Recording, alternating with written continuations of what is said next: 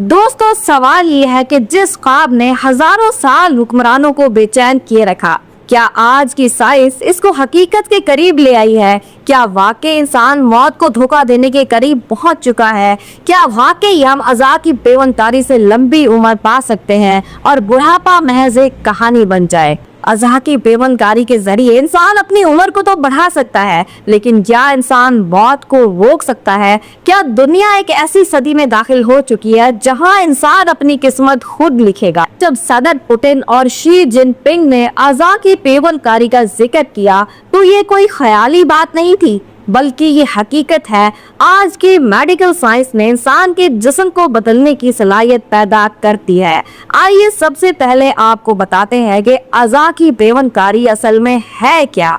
ये एक ऐसा तरीका है जिसमें खराब या नाकारा उज़ू जैसे दिल, गुर्दा, जिगर को किसी सेहतमंद डोनर के उज़ू से बदल दिया जाता है। पाकिस्तान और भारत में हर साल हजारों गुर्दों की पेवनकारी होती है। अमेरिका में दिल के मरीजों को नया दिल लगाकर 20 से 25 साल तक की नई जिंदगी दी जाती है।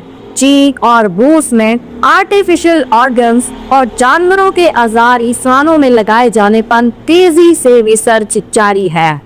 दोस्तों, आइए जान लेते हैं कि किन अज़ा की पेवनकारी आपको कितने साल तक नई जिंदगी दे सकती है।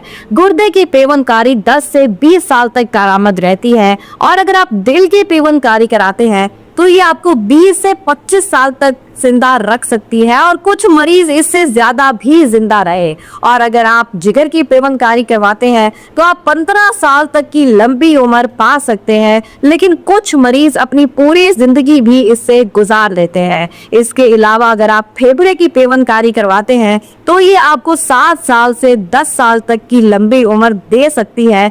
फेफड़ों की पेवनकारी में पेचीदगियां ज्यादा होती हैं, इसलिए इसमें रिस्क भी ज्यादा होते हैं। सबसे बड़ा मसला है इम्यून सिस्टम। जिस्म अक्सर नए उज़ू को गैर मुल्की समझकर रद्द कर देता है, इसलिए उम्र भर मरीज को दवाइयां खानी पड़ती है। और दूसरा चैलेंज है डोनर की कमी। हर मरीज को हर वक्त नया उज़ू नहीं मिलता। आज बायोटेक कंपनियां 3D बायो प्रिंटिंग पर काम कर रही हैं, यानी कि प्रिंटर से इंसानी उज़ू बनाना। स्टेम सेल टेक्नोलॉजी से लैब में इंसानी दिल, जिगर और पुर्ते उगाने पर रिसर्च की जा रही है।